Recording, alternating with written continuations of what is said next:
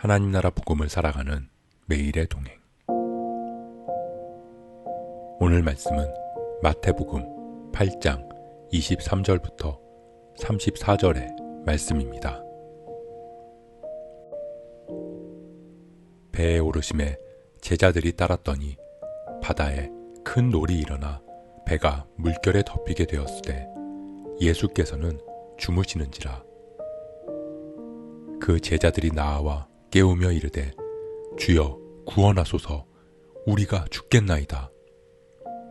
예수께서 이르시되 어찌하여 무서워하느냐, 믿음이 작은 자들아 하시고 곧 일어나사 바람과 바다를 꾸짖으시니 아주 잔잔하게 되거늘 그 사람들이 놀랍게 여겨 이르되 이가 어떠한 사람이기에 바람과 바다도 순종하는가 하더라. 또 예수께서 건너편 가다라 지방에 가심에 귀신 들린 자 둘이 무덤 사이에서 나와 예수를 만나니 그들은 몹시 사나워 아무도 그 길로 지나갈 수 없을 지경이더라. 이에 그들이 소리질러 이르되 하나님의 아들이여, 우리가 당신과 무슨 상관이 있나이까? 때가 이르기 전에 우리를 괴롭게 하려고 여기 오셨나이까? 하더니 마침 멀리서 많은 돼지떼가 먹고 있는지라. 귀신들이 예수께 간구하여 이르되 만일 우리를 쫓아내시려면 돼지떼에 들여보내 주소서 하니 그들에게 가라 하시니 귀신들이 나와서 돼지에게로 들어가는지라. 온 떼가 비탈로 내리달아 바다에 들어가서 물에서 몰사하거늘 치던 자들이 달아나 시내에 들어가 이 모든 일과 귀신 들린 자의 일을 고하니 온 시내가 예수를 만나려고 나가서 보고 그 지방에서 떠나시기를 간구하더라.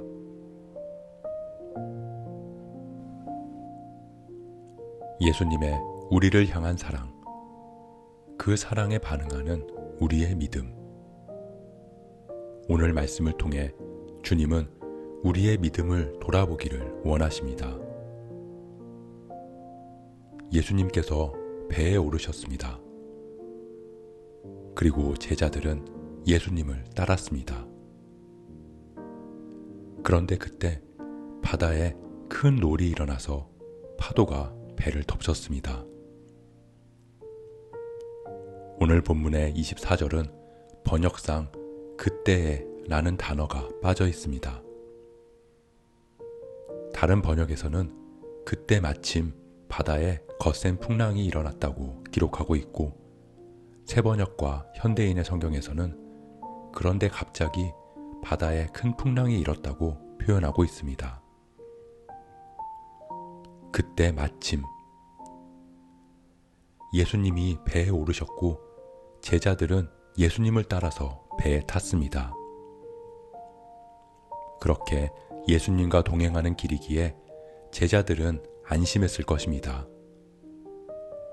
베드로의 장모의 열병을 낫게 하시고 수많은 귀신 들린 자들을 고치신 예수님과 동행하니 제자들은 아무 걱정 없이 예수님을 따랐을 것입니다. 그런데 그때 마침 생각지도 못했던 큰 풍랑이 일었습니다. 그리고 그 풍랑은 얼마나 거세게 일었는지 배를 집어삼킬 것 같았습니다. 너무나 두려워서 주위를 둘러보니 예수님은 주무시고 계셨습니다. 제자들은 예수를 깨우며 말했습니다. 주여 구원하소서, 우리가 죽겠나이다. 어쩌면 실제로 제자들의 말투는 더 다급하고 격했을지도 모릅니다. 이보세요, 예수님. 내가 당신 따라서 여기까지 왔는데 지금 죽을 것 같은 이 상황에서 뭐 하는 겁니까? 지금 잠이 옵니까? 빨리 어떻게 좀 해보세요. 나 좀 살려달란 말이에요. 예수님은 그들을 향해서 말씀하셨습니다. 어찌하여 무서워하느냐, 믿음이 작은 자들아. 우리는 우리의 믿음을 믿고 자부합니다. 내 믿음은 견고하고 흔들리지 않을 수 있다고 믿습니다. 그래서 내가 이 견고한 믿음으로 주님을 믿는 것이라고 생각하기도 합니다. 내가 내 믿음으로 주님을 믿는 것이라고 말입니다. 그래서 내 믿음으로 주님을 따르고 내 믿음으로 신앙을 갖고 내 믿음으로 구원을 이룬다고 착각을 하기도 합니다. 제자들은 자신들이 예수님을 따르겠다고 나섰다가 돌아선 서기관과 제자 중에 한 사람과 같지 않다고 생각했습니다. 내 믿음은 서기관보다 낫고 내 믿음은 저 사람보다 나아서 내가 예수님을 따르는 것이라고 여겼습니다. 설마 예수님이 함께 계신데 어려움이 닥치겠어? 설마 교회 열심히 다니고 헌금 생활 열심히 하고 봉사도 열심히 하는데 사업이 어려워지겠어? 건강이 안 좋아지겠어? 설마 우리 가정에 문제가 생기겠어? 하지만 그렇게 자부하던 제자들의 믿음은 예상치 못한 거센 풍랑 앞에서 실체가 드러났습니다. 제자들은 예수님이 원망스러웠습니다. 내가 당신을 따르는데 나한테 이럴 수 있어? 왜 나를 돌아보지 않는 거야? 진짜 하나님의 아들이 맞기는 한 거야? 내가 교회 다닌 게 몇 년인데 내가 왜 이런 어려움을 겪어야 하는 거야? 내가 그동안 세운 교회가 몇 개고 내가 후원하는 선교사가 몇 명인데 나한테 이런 일들이 일어나는 게 말이나 돼? 예수님이 있다면, 예수님이 진짜 있다면 나한테 이럴 수는 없지.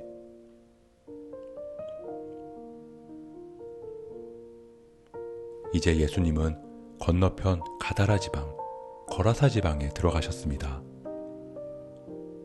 그곳에는 귀신 들린 자 둘이 있었습니다. 그들은 예수님을 보고 우리를 괴롭히지 말라고 부탁합니다. 그리고 돼지떼에게 들어가기를 구합니다.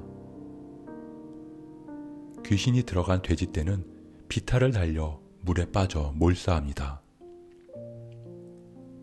그 사건을 목격한 마을 사람들은 예수님을 보며 말합니다.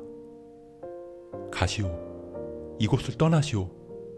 더 이상 이곳에 오지 마시오. 평행본문인 마가복음에서 이 돼지떼들은 2,000마리 정도였다고 기록하고 있습니다.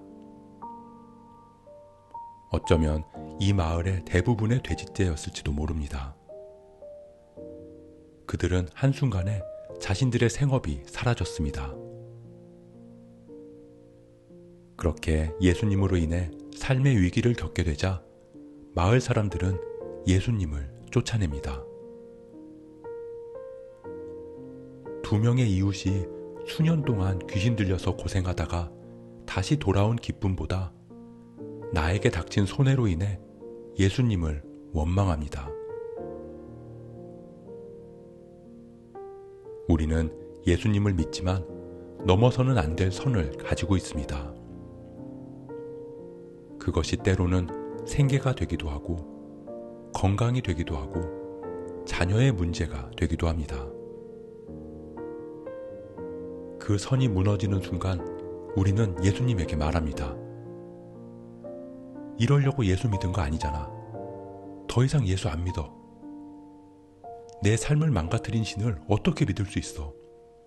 사랑의 하나님이라더니 이럴 수 있어?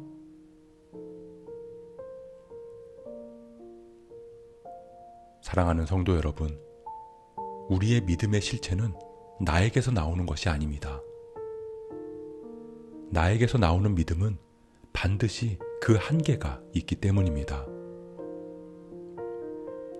그렇기에 우리의 믿음은 연약하고 약할 수밖에 없습니다. 우리의 믿음의 근원은 하나님의 사랑에서부터 시작되어야 합니다.